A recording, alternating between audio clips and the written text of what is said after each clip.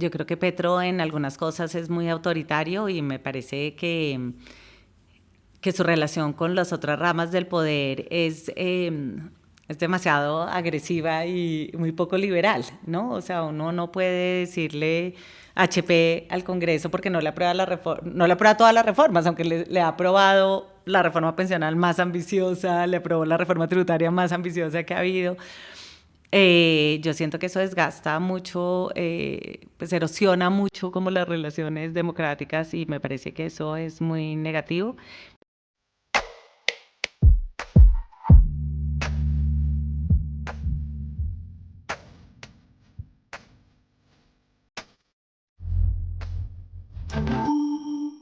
Bueno, estamos aquí en otro episodio de la tertulia política con Felipe Vélez. Seguimos hablando también con medios de comunicación. Hoy estamos con Juanita León, de La Silla Vacía, que es un medio independiente que conoce el poder sin filtros, desde adentro y con contexto. Juanita, yo quiero que hablemos hoy un poquito como de este presente del gobierno nacional, que se decía que era el gobierno del cambio. Yo creo que ese tal cambio no solamente no ha llegado, sino que yo siento que se están inclusive empezando a dañar cosas que venían funcionando. Y también te invito a que hablemos un poquito de esa panorámica, de esas elecciones que se aproximan ya del 2026, a ver a quién tú ves ahí con alguna posibilidad de convencer a las mayorías, de que otra vez no nos pongan a votar por emociones y que podamos tener otra vez un gobierno o que podamos tener por fin, ¿cierto? Un gobierno que dirija de una mejor manera los destinos de Colombia. Entonces, Juanita, bienvenida, muchas gracias por estar aquí. Hola Felipe, gracias por la invitación. Bueno, de una vez entremos en materia. ¿Y cómo ves entonces a este gobierno? ¿Cómo ves, más allá un poquito como de la narrativa, cuál es la realidad que tú ves del gobierno nacional?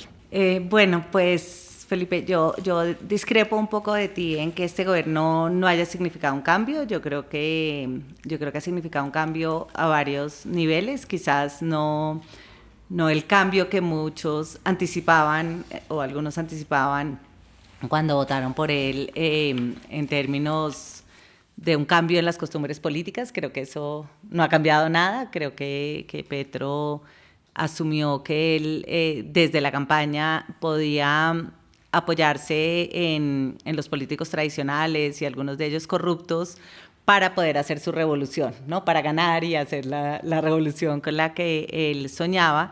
Y creo que lo que se ha visto a lo largo de su gobierno es que estos políticos tradicionales, con prácticas corruptas tradicionales, han comenzado más a capturar su gobierno que a habilitar la revolución como pensaba Petro. Entonces yo estoy de acuerdo contigo en que ha cambiado muy poco. De hecho, ha sido incluso más en términos de las prácticas corruptas tradicionales, lo cual es sorprendente para un presidente o un hombre que duró toda su vida luchando contra las mafias políticas, que llegue y comience a gobernar con ellos.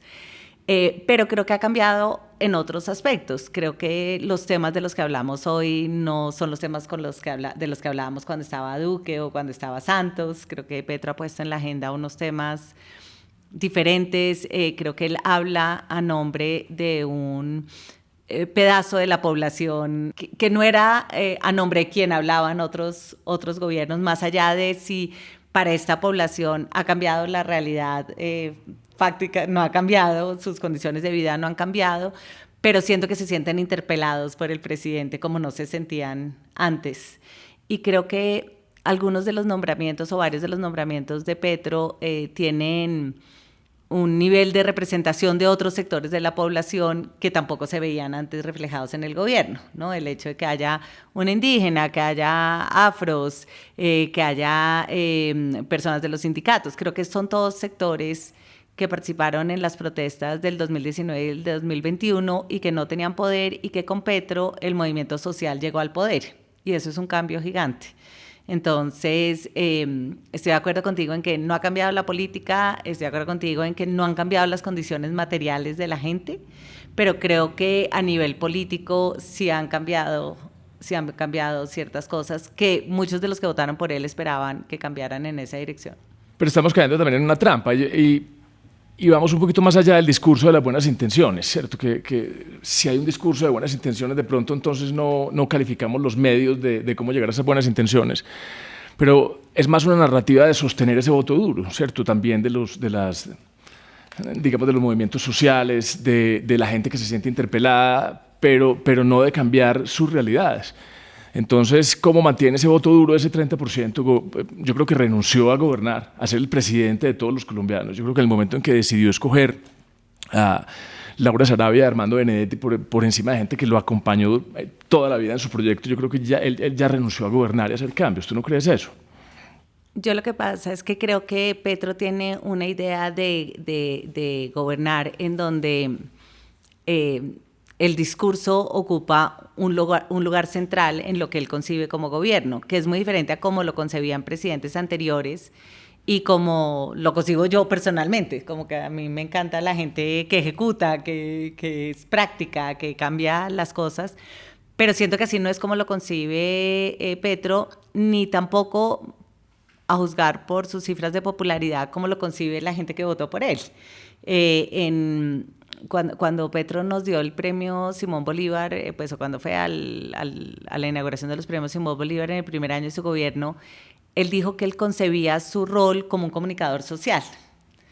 Y a mí eso me pareció súper revelador porque siento que es eso en lo que él cree. O sea, él tiene esa fe en la retórica y en que el discurso y la ideología es lo más importante y él está tratando de cambiar paradigmas, no cambiar realidades prácticas, porque siente que las realidades prácticas vienen después del cambio del paradigma, como que solo el día que los colombianos se convenzan que el capitalismo es malo, las cosas comienzan a cambiar en esa dirección. No es con lo que yo estoy de acuerdo, yo no siento que eso es lo que necesita Colombia, pero eso es lo que él cree que necesita y cree que así se está gobernando, y creo que para muchas personas nosotros hemos hecho varias historias preguntándole a la gente que votó por Petro si después del escándalo de Benedetti, si después de pues el oso que hizo con Trump, si después de las capturas de los de la ONRGD, si ellos siguen creyendo en Petro.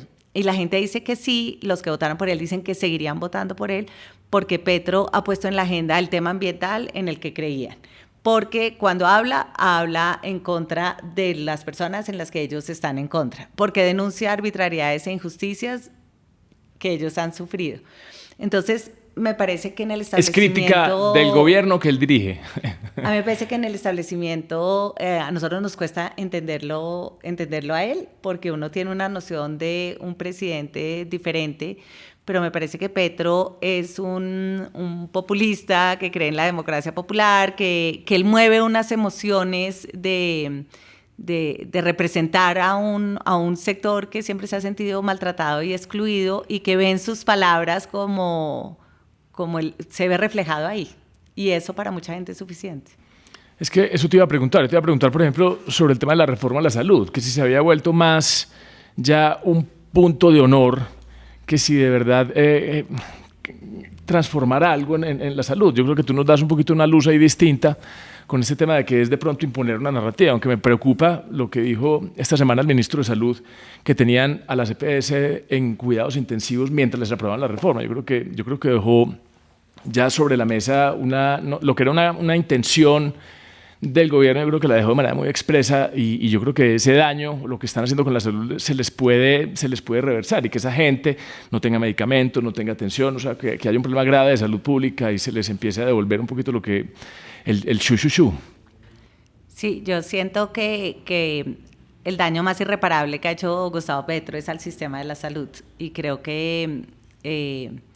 Y yo creo que parte del problema es que como él se ve a sí mismo como un revolucionario, como lo ha dicho muchas veces, los revolucionarios no creen en cambios incrementales, sino creen en destruir y construir algo completamente nuevo desde cero. Y creo que eso es lo que él ha tratado con el sistema de salud.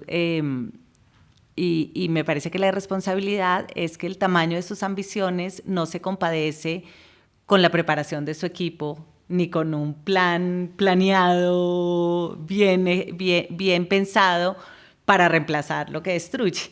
Entonces al final nos quedamos solo con la destrucción y no con el reemplazo. Claro, ellos dirán, si me hubieran aprobado la reforma sería diferente, pero yo siento que, por ejemplo, el piloto que hicieron con el FOMAG de los maestros, pues muestra que realmente no tienen un plan.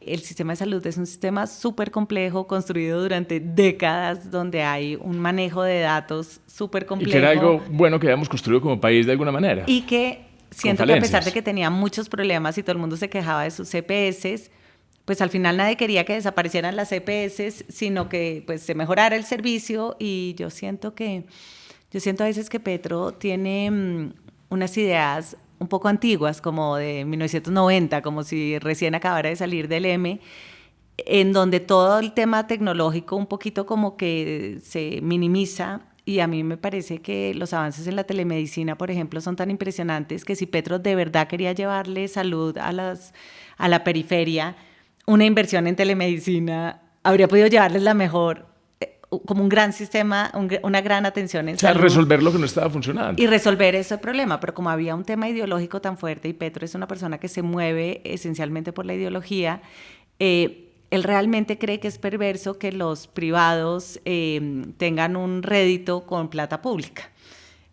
Como que eso para él es inconcebible y siento que la Ley 100 pues concentraba todo, ¿no? Concentraba esta idea que viene desde la Constitución de que el sector privado y el sector público prestan los servicios de salud en un ejercicio como armónico de cooperación.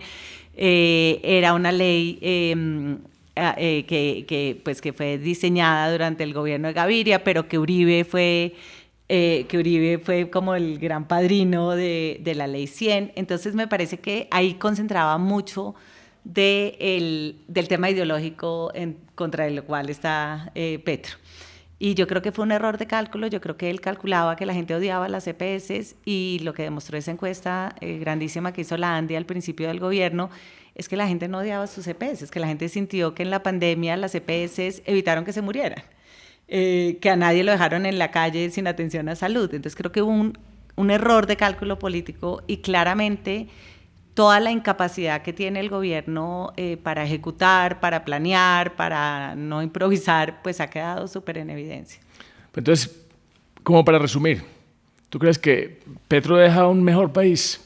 Yo creo que Petro ha puesto a prueba como los cimientos de la democracia y esos cimientos y esas controles y esos como bastiones de la democracia se han puesto a prueba y han fortalecido, y en esa medida yo creo que la democracia queda fortalecida. Creo que los empresarios han descubierto que la política es importante y que se tienen que meter. También los medios han investigado mucho más que antes, las cortes han demostrado ser más independientes y el Congreso, y creo que todo eso nos fortalece como país.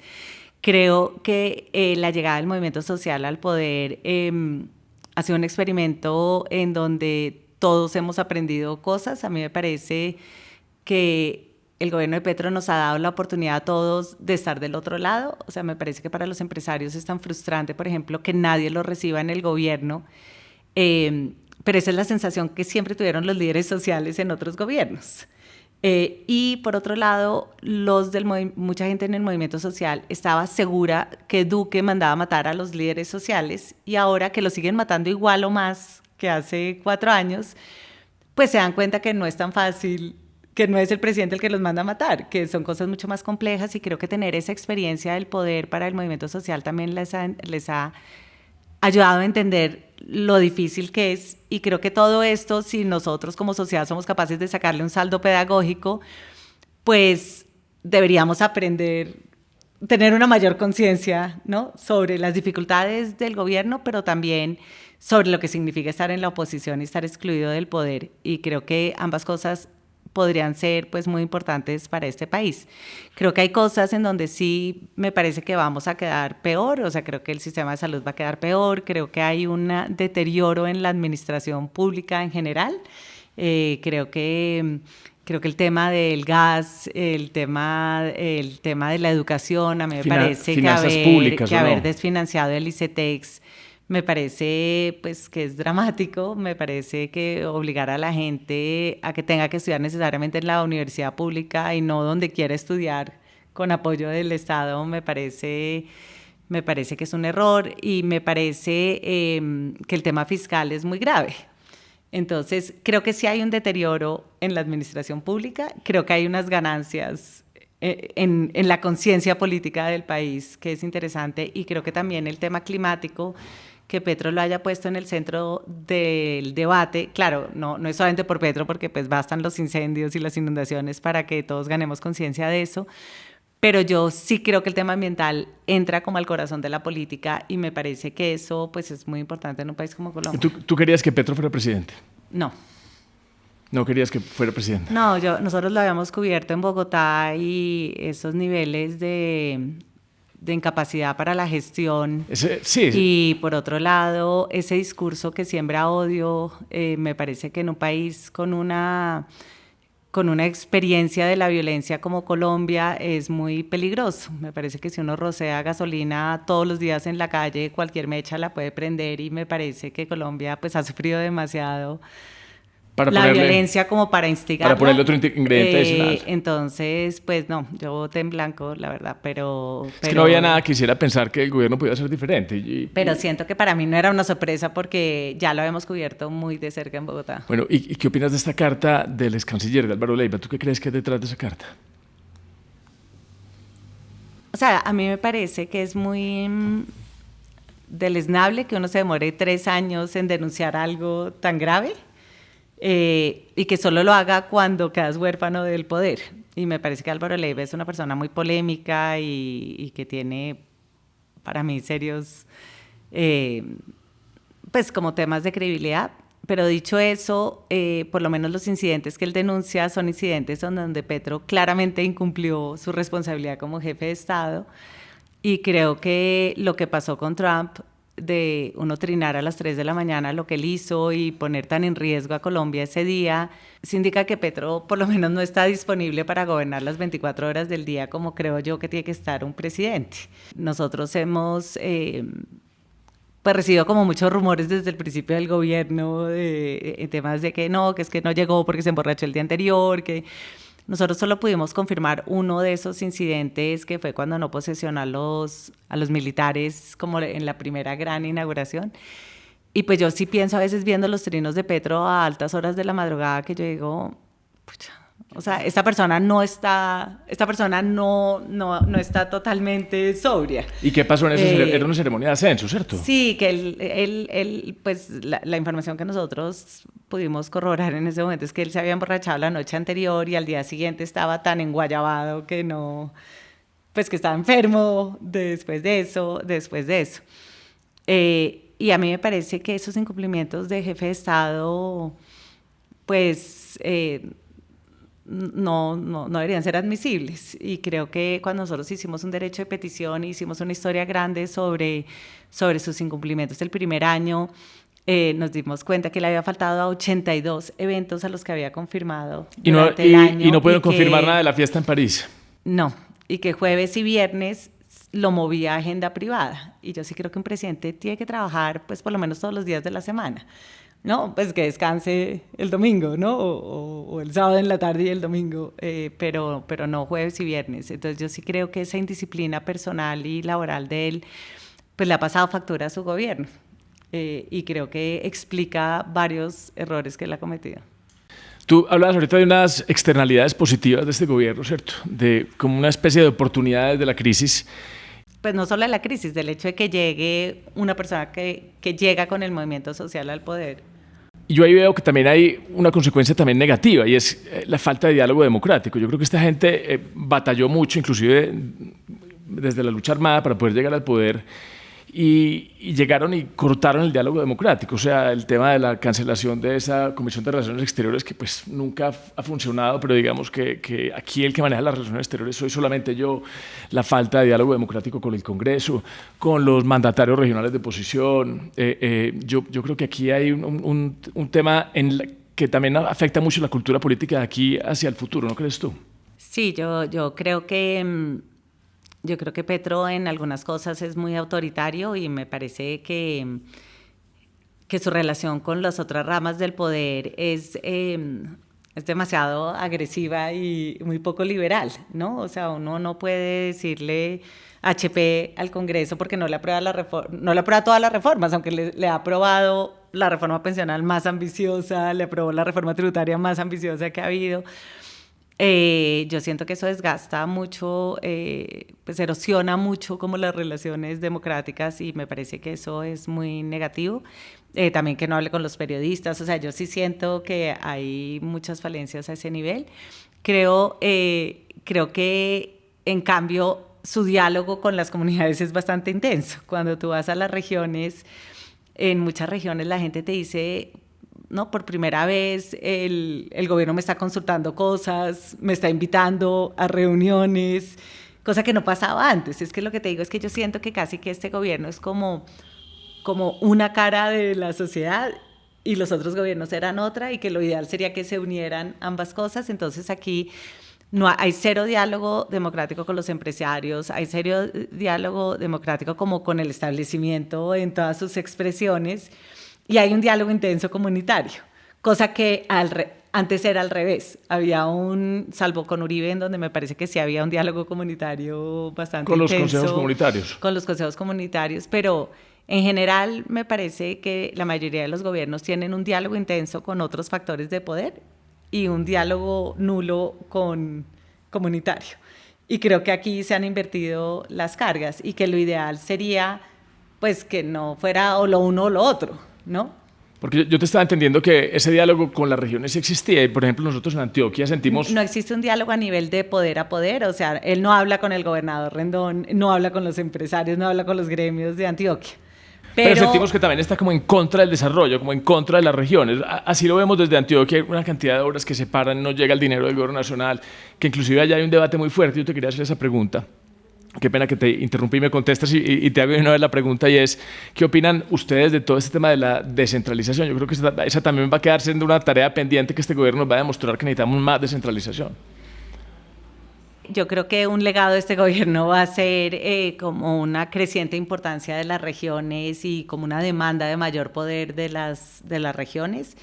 Y creo que Antioquia en eso ha sido un ejemplo muy grande como de decir, pues no, nosotros no podemos como ser determinados todos porque el presidente tiene una animadversión con Antioquia, ¿no? Entonces yo sí creo, y creo que el proyecto que impulsó Juan Fernando Cristo de la ley de competencias, pues que ahora viene la ley de competencias, pues ese proyecto del cambio en el sistema general de participación va a ser la reforma más trascendental de Gustavo Petro, que él no la quería inicialmente, pero la terminó apoyando su gobierno, porque ahí hay una redistribución de poder con las regiones gigantescas. Pero vamos a volver de alguna manera a lo que pasó con la Constitución del 91, ¿cierto? Que ha ido disminuyendo ese aporte gradualmente. Yo creo que se necesitan reformas inclusive. Claro, pero con esa reforma lo que hace es que se va a ir creciendo los aportes. Pero ¿a dónde estaba? ¿Cierto? Porque eso empezó como en el 56% y hoy a duras penas es el 30% de esas transferencias. Entonces estamos hablando del Sistema General de Participaciones, que se va todo en alguna suerte de destinación específica en temas de salud, de educación, pero yo creo que se necesita hablar de otro tipo de descentralización. O sea, yo creo que esa norma es mucho más ambiciosa y va mucho más allá de los presupuestos con destino específico, y si se llega a reglamentar, va a ser una transformación en el poder gigantesca, en donde va a ser mucho más atractivo ser diputado de Antioquia que ser congresista seguramente, y va a ser aún más atractivo ser alcalde o gobernador de estas regiones. Yo lo que siento que nosotros no hemos entendido es que Petro realmente él cree en el socialismo y lo ha dicho. Él no cree en el capitalismo, o sea, él cree que el capitalismo pues es la codicia y él tiene un principio de lo que llaman el capitalismo ecológico, es en donde el tema ambiental prima, digamos, conservar el capital ambiental prima sobre el capital económico y el desarrollo económico, porque piensa que los recursos del mundo son finitos, los recursos ambientales son finitos. Y por eso es que cuando Irene Vélez hablaba del decrecimiento, pues eso responde a toda una escuela. Una narrativa ideológica. A toda una escuela de pensamiento, en donde la maximización del capital económico no es el objetivo, ¿sí? Sino que ellos piensan que para conservar el capital ecológico o ambiental hay que tener un tipo de crecimiento que no está determinado por el crecimiento económico, que es muy difícil porque es como una idea muy contraria a la que nosotros hemos tenido siempre. Y que claro, cuando tú le dices a una persona, a un país con unos niveles de informalidad y de pobreza como Colombia, no crezcas, decrece económicamente, conserva tus recursos, pues es complicado porque implica unos niveles de sacrificio pues muy altos. No, es que podemos crecer de otra manera. Pero eso es lo que te decía, pero sí creo que ahí hay como un llamado a que sí repensemos cómo puede crecer Colombia conservando sus recursos de biodiversidad, que quizás es la única verdadera riqueza que tenemos. O sea, ¿cómo lo hacemos? Lo que pasa es que creo que Petro plantea los debates desde un lugar tan resentido que hace que ese diálogo casi que no es posible, sino que uno se enrancha en su posición en cambio de acercarse. Pero creo que son debates que es importante que Colombia los dé. Bueno, tú decías algo ahorita de la gente que votó por Petro, ¿cierto? Que esa gente de pronto hoy no lo está respaldando. Yo te quería... No, yo digo que lo sigue respaldando, aunque sus condiciones prácticas, sus condiciones fácticas no hayan cambiado. Yo te quería preguntar tu interpretación, porque es algo que yo no he podido como entender bien. Hay una consulta popular en trámite que tiene unas preguntas que cualquier persona contestaría positivamente. Yo creo que eso ahí sí, va a haber una... Ahí no hay forma de decir no. No hay forma de decir no. Y yo inclusive he mirado algunas encuestas donde hay gente que no quiere el gobierno Petro, nunca más votaría por Petro, votaría la consulta sí, ¿cierto? Entonces yo no sé si, digamos, pasa en el Congreso, que pase ese primer escollo, que sea votada, que me parece difícil, que pase el umbral.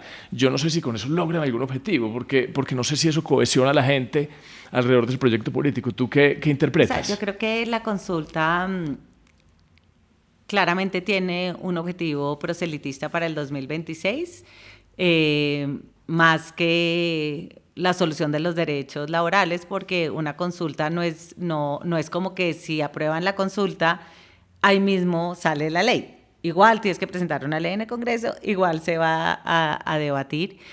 Pero además conseguir esos 13 millones de votos es muy difícil, simplemente porque sacar a votar a la gente en Colombia es muy costoso. Y entonces, en un país donde hay un 56% de informalidad, pues hay mucha gente que no se va a ver beneficiada por el proyecto y que no va a tener necesariamente un incentivo para salir a votar. Y lo que sí permite la consulta es que pues es un gran gana-gana para el gobierno porque le permite a Petro mantenerse en el terreno ideológico, ¿no? Del discurso, del cambio de paradigma, le permite seguir criticando el modelo económico, a los empresarios, llamándolos esclavistas, le permite organizar una infraestructura política con los recursos de los colombianos desde hoy, porque a cada sitio donde va a echar un discurso o a inaugurar lo que sea, va a inaugurar un comité del sí, y eso entonces te permite crear una estructura política. O sea, empezar a hacer campaña. Sí, pero sobre todo crear una estructura política en todos los municipios de Colombia con plata de los impuestos que se va a activar a favor del pacto histórico de su lista al Congreso y del presidente. Y por último, le permite unificar a la izquierda, que eso es muy difícil, sobre todo cuando tú quieres tener listas cerradas para el Congreso, porque las listas cerradas generan unas pugnas internas gigantescas, porque todo el mundo quiere estar arriba, en los puestos de arriba para quedar, pues para entrar al Congreso.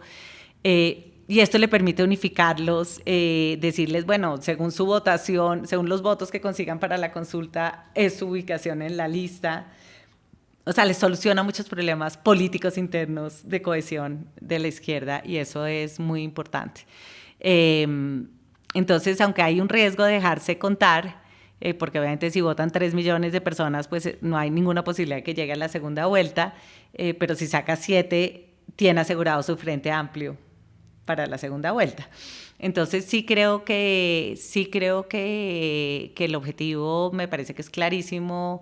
Y es tan claro el objetivo del 26 que cuando el Congreso propone revivir la reforma laboral que garantizaría muchos de esos derechos desde el día 1, ellos se oponen, ¿no? Porque no se quieren perder la oportunidad, como dijo Benedetti, de que es un papayazo para hacer política. Bueno, está muy interesante ese concepto y yo creo que nos da paso para pasar a hablar del tema electoral, de elecciones.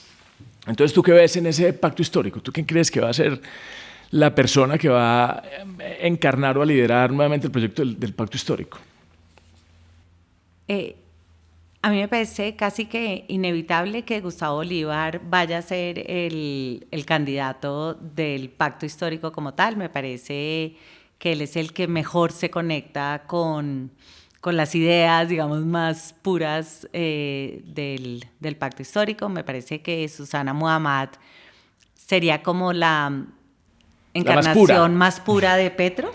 Pero pienso que ella no tiene el nivel de reconocimiento que tiene Gustavo Bolívar, no tiene como todavía como la exposición política que ha tenido Gustavo Bolívar, y yo creo que a pesar de que Petro no quisiera que fuera él, él va a terminar siendo el del pacto histórico. Ahora, lo que creo es que el presidente le va a apostar a este frente amplio y creo que hay una persona como Juan Fernando Cristo, o como el canciller Murillo, pues tienen o como Amaya, tienen una opción de capturar un pedazo del centro, que es lo que ellos necesitan para siquiera soñar estar en segunda vuelta. Para pensar vuelta. Que les dé la suma. Pero, por ejemplo, ¿cómo ves la centroizquierda? No había pensado que Juan Fernando Cristo, que estaba buscando tanto desmarcarse, o el mismo Murillo, que yo siento que medio se quemó en ese paso por la Cancillería. Pero, por ejemplo, Claudia López, que se está distanciando tanto de Petro, ¿qué va a pasar con esa centroizquierda? O sea, yo siento que Claudia, que parecía una candidata tan segura hace unos meses, me parece que ha ido perdiendo como el camino hacia la segunda vuelta, aunque ella pues es una política muy hábil, entonces pues creo que ella va a tener un juego en todo caso. Pero creo que al haberse quedado sin partido, creo que los otros candidatos de centro han sido muy explícitos en que no confían en ella, en que ella en el pasado pues los traicionó como personalmente, apoyando 7 candidatos. Creo que eso la ha dejado un poquito sin el camino, y a mí me parece que la gran pregunta es si ella, a pesar de la animadversión que le tiene a Petro, a pesar de que yo estoy completamente en contra de lo que dice Vicky, de que Claudia es Petro, me parece que es muy diferente a Petro. Claudia cree en el mercado, es mucho más institucional que Petro. Me pregunto si al final, creo que la pregunta clave es si al final Claudia, el único camino que le va a quedar es apostarle a esa consulta del Frente Amplio, y terminar siendo entonces la candidata de Petro, a pesar de estar en contra de él, ¿no? Creo que sería una movida muy difícil para ella, pero ella también ha demostrado que cuando ella quiere ganar las elecciones, está dispuesta a hacer, digamos, a cambiar un poquito de canal. Entonces pienso que la pregunta para mí ahí es si Claudia va a terminar jugando en ese Frente Amplio y terminar siendo apoyada por Petro en la primera vuelta, cosa que me parece que implicaría una tragada de sapo muy grande para los petristas también, que la odian. Y para Claudia... Sería un matrimonio por conveniencia de pronto en alguna coyuntura. Y para Claudia, que realmente desprecia mucho también la figura de Gustavo Petro. La figura de Gustavo Petro. Entonces, creo que esa es para mí la pregunta en la centroizquierda. Y depende mucho de los candidatos del centro. ¿Y cómo ves ahí esa fortaleza? Si hay alguno que pueda conectar con la realidad del país, por ejemplo, ¿cómo ves a Fajardo en el centro? Yo siento que Fajardo tiene una oportunidad, porque cosas que le jugaron en contra en el pasado le podrían jugar a favor ahora, como esa consistencia de no hacer alianzas, digamos, su resistencia a hacer verdaderas alianzas políticas en el pasado, lo hicieron perder la presidencia, ¿no? No haber hecho una alianza con Humberto de la Calle lo hizo perder en el 2018. Pero creo que ahora eso le puede jugar a favor, porque yo lo que sí siento es que los colombianos en esta campaña, si pueden elegir a alguien que no vean como un político tradicional, van a optar por una persona que no sea un político tradicional, porque me parece que ya ahora Petro, los verdes entraron dentro del costal de los políticos que odian. Es el único que actúa de manera coherente, Y digamos. entonces me parece que Fajardo ha sido muy coherente en eso. Fajardo realmente es una persona que nunca le ha apostado como a las transacciones clientelistas, y creo que después de tantos episodios de corrupción, pues de pronto ese discurso tiene una oportunidad ahora.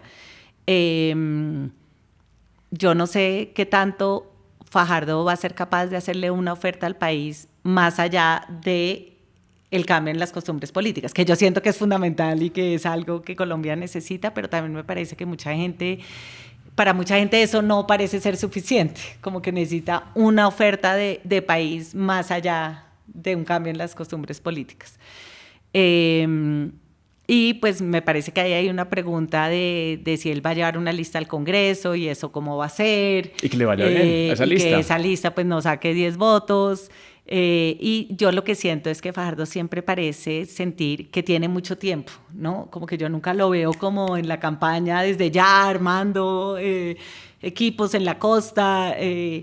No, él siempre piensa como que él solo va caminando y que las aguas se le van abriendo, y eso pues me parece que en política no es tan así. Entonces, aunque creo que él tiene una oportunidad ahora, no estoy segura si la va a poder aprovechar por la misma, que él no le mete como un ímpetu normalmente a sus campañas, sino solo al final. También creo que por un tema de plata y todo, pero pues yo pienso o al que revés, si tú quieres ganar unas elecciones, pues tienes que estar consiguiendo plata desde ya, armando una estructura de campaña. O al revés, a veces arranca también con mucha energía y como que se va agotando también en el transcurrir de la campaña. Sí, no sé, pues él parece estar en un buen momento. Toca ver qué va a pasar.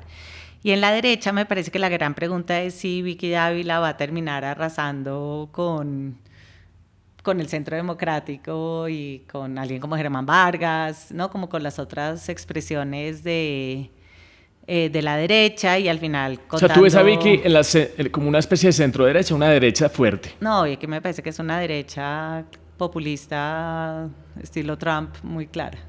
Entonces, ¿y quién crees tú que va a ser el candidato del Centro Democrático? O sea, estás diciendo ya el candidato, con lo cual estás bueno, sí, no, el candidato o la candidata, porque siento que inclusive las candidatas están buscando como una especie como de alianza, que yo creo que podría ser una especie de opción a Vicky, no sé. Sí, no sé realmente. Me parece que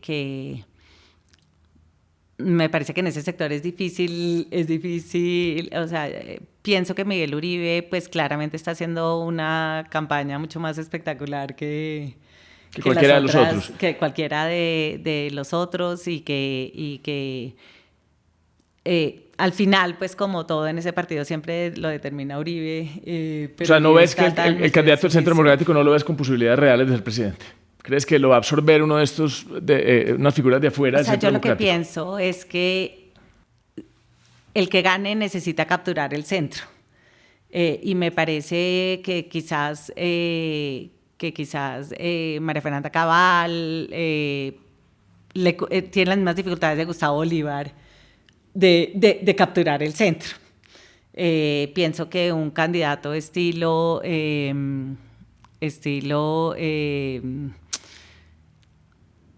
yo creo que Vicky tiene una ventaja de que no es vista como una política, pero creo que también ante los mega problemas que va a tener que enfrentar el próximo presidente, su falta de experiencia ejecutando como administradora pública, le puede pesar. O sea, incluso como gerente de Semana, pues Semana no hizo sino dar pérdidas, ¿no? Entonces me parece que ella no puede demostrar una gran gestión a ningún nivel. Ella puede demostrar que hizo unas investigaciones o que era muy buena entrevistadora, pero no creo que pueda demostrar nada diferente a que no es política. Pero me parece que la gente, no estoy segura que quiera pues tener otro experimento. Cuando nos estamos a punto de quedar sin luz, la salud está acabada. Entonces creo que eso le va a jugar seguramente en contra. Creo que hay... digamos, ahí hay otros candidatos como en la mitad, como los tecnócratas, digamos. Esa discusión le puede servir, por ejemplo, a Germán Vargas Lleras, que... Sí, o sea, Germán me parece que tendría toda la experiencia, pero yo también pienso que él representa mucho de lo que la gente odia en los políticos, ¿no? Como ser totalmente el establecimiento, el coscorrón, como su falta de conexión con lo digital. Siento que todo eso juega en contra en una campaña que va a estar definida por TikTok y YouTube. ¿Y cómo se está preparando, por ejemplo, un medio independiente? O sea, ¿qué va a ser la silla vacía para estas elecciones de 2026? Bueno, pues la silla ya nos estamos preparando, primero tratando de entender sobre qué van a ser estas elecciones, realmente de qué se va a tratar. Nosotros creemos que va a ser sobre todo una batalla de narrativas y entonces estamos preparándonos para entender qué son las narrativas y cómo cubrirlas, que es algo que no hemos hecho en el pasado. También sentimos que va a haber como unos altos niveles de desinformación, entonces en esta primera semestre, digamos este último semestre del año, estamos como desarrollando un proyecto muy grande que se va a llamar Así Funciona Colombia, que es como un gran proyecto de explainers, explicando previamente cómo funciona el tema del gas, cómo funciona el tema de salud, el tema del petróleo, el tema de los indígenas. Para vencer un poquito las narrativas, o sea, para que la narrativa se tenga que ajustar a la realidad. Es un poco como cuando Bancolombia te dice, mire, nunca le vamos a pedir la clave, o sea que si alguien le pide la clave, no somos nosotros, no caiga en el fraude. Nosotros vamos a hacer la misma estrategia, es como tratar de explicar de verdad cómo funcionan las cosas para que después la desinformación no caiga como en un terreno fértil. Esa va a ser nuestra apuesta este semestre y estamos como muy metidos. Nosotros creamos un laboratorio de inteligencia artificial y entonces pues estamos muy metidos desarrollando unos asistentes para que los usuarios puedan consultar a la silla todo lo que necesiten saber sobre los candidatos en el 2026. Bueno, eso está muy chévere. Hay que consultar la silla vacía en estas elecciones. Hay una apuesta tecnológica grande el próximo semestre. Sí. Bueno, Juanita, ya para que terminemos con unas preguntas personales. ¿Qué libro te ha marcado últimamente para que nos dejes esa recomendación?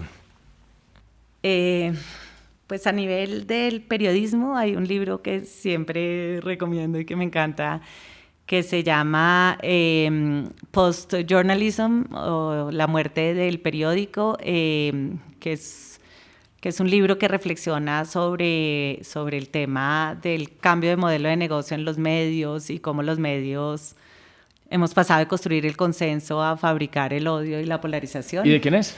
De un ruso americano que se llama Andrew Mir. Ese a nivel de periodismo. A nivel más de literatura, que es pues lo que yo más leo, hay un autor que ahora pues realmente me encanta, que se llama Paul Murray, que él escribió un libro hace poco que se llama The Bee Sting, como la picadura de la abeja, que me pareció maravilloso. Hay otro libro que lo súper recomiendo que se llama Station 11, que es de una autora que es una poeta muy joven canadiense que escribió un libro en el 2015 sobre una pandemia que casi acaba la civilización, y entonces crean un grupo de teatro para representar a Shakespeare y Station 11 van por los pueblos de los pocos sobrevivientes representando obras de Shakespeare como lo último que queda de la civilización, que me pareció hermoso. Bueno, recomendaría esos tres, aunque hay varios que me encantan. Bueno, una idea que no se te sale últimamente de la cabeza. Hay una idea que no es mía, sino de un amigo mío, que el otro día que estábamos hablando sobre eso de qué se tratan las elecciones, él dijo que él siente como que va a ser sobre como ese concepto de las feministas que hablan del gaslighting, como cuando el tipo, no sé, como que te pone los cuernos o te insulta y después te dice que la culpa es tuya, ¿no? O sea, como, y te hace creer que la realidad que ves no es la que ves, sino que es tu culpa. Yo siento que un poquito de estas elecciones, ese concepto va a ser muy útil para entender un poco las dinámicas, entonces es la última idea que no se me ha salido de la cabeza. Bueno, y una canción que te acompaña cuando estás, por ejemplo, en crisis aquí, trasnochando, en medio de una investigación. ¿Qué canción te...? Yo soy la persona menos musical que existe, no soy capaz de aprenderme una sola canción, pero ahora tengo alrededor mío, en mi familia oyen música todo el tiempo, entonces hay una canción de Olivia Rodrigo que a mí me encanta, que es como One Step Forward, Two Steps Back, two steps Back, que me encanta, me encanta. Y bueno, hay canciones de Karol G que también me gustan. Bueno, tú eres muy bogotana. Sí, mi papá es ecuatoriano, mi abuela era checa, pero por el lado de mi mamá, mi abuela era de Chocontá y mi mamá bogotana, o sea que sí, tengo una mezcla. Entonces, de todas partes. ¿Y cuál es tu comida típica preferida? A mí me encanta el ajiaco. Bogotana. Juanita, muchas gracias por estar acá. Muy interesante tu visión de este gobierno y de lo que se viene. Vamos a estar todos muy pendientes de la situación y te agradezco mucho. Gracias, Felipe. Un abrazo.